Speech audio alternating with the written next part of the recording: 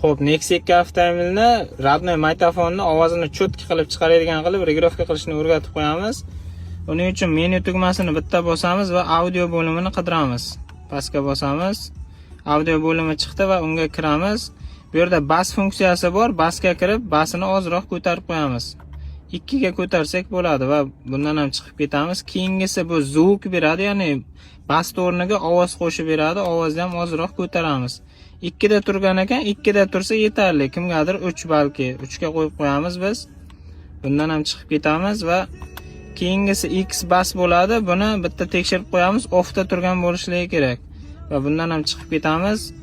Keyingisi balans. Bu narsa kolonkani o'ngga, chapga suradi. Ya'ni o'ng kolonka, chap kolonka qilib o'zgartiradi. Buni ham bitta tekshirib qo'yamiz. 0 da turgan bo'lishligi kerak. Xo'p, keyingi bo'limiga kiramiz va bu yerdan kolonkani oldi orqaga surib qo'yamiz. Hozir R5 ga qo'yib qo'yganmiz, ya'ni orqa kolonkani ko'proq aytadigan qilib qo'yganmiz.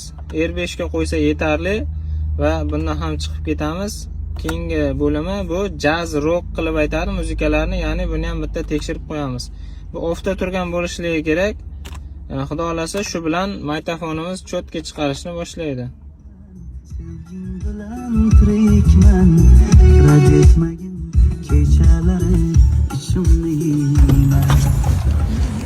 Bu videomizda Nexia 2 borlarga yuborib qo'yasizlar.